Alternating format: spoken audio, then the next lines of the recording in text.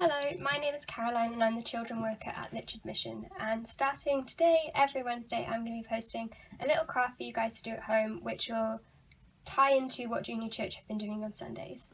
So this Sunday, Junior Church, along with the rest of the church, started looking at the book of Exodus, which is the second book in the Old Testament. And it's here that we learn the story of a guy called Moses, who some of you might know, some of you might not, but we're going to be learning about him over the next few weeks. And the story we looked at on Sunday was all about baby Moses and how his mum protected him and God kept him safe. So the first thing you need to do is download the PDF of today's craft, and it'll be linked somewhere around here, or you can find it on the church website under the Junior Church section. And the PDF should help you to print out two pieces of paper. The first one just says God protected Moses, and the second one has a drawing of the River Nile and Moses. So what you want to do is colour these both in and cut them out along here, and cut Moses out and cut out the bubble as well. And the bubble you can just put to one side, you don't need that till the very end. But the Nile, when you colour it in, obviously the Nile is a really big river in Egypt, so here it looks really big as well, so your hand might get a little bit tired when you're colouring it in, so feel free to improvise and use blue paper, colour it in with lots of different animals that live in the river drawn in there as well. Yeah, be more creative than I was, and I look forward to seeing what you guys do because you've got better imaginations than I have. So once you've coloured it in, you should have three little things that look like this. So we've got the bubble, which we're going to put over here and save till later.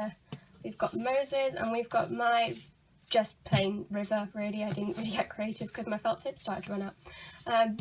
But we're going to use these a little bit later on, so we're going to put them to one side, because the first part of the craft is to actually do some drawing, and we're going to trace around our hands like this. And then we're going to cut them out, and you're going to need about 4 or 5 of your hands, so feel free to ask a grown-up to help you.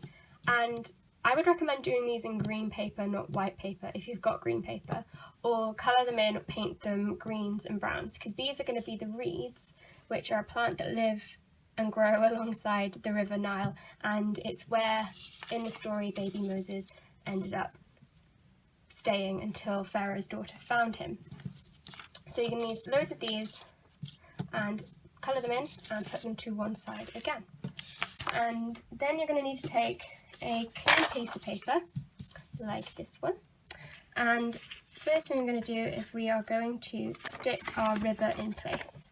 So here's the river that we coloured in earlier, and we're going to stick it along the sides, the corner and along the top, and just stick it onto the piece of A4 in the same way it was laid out when you printed it off.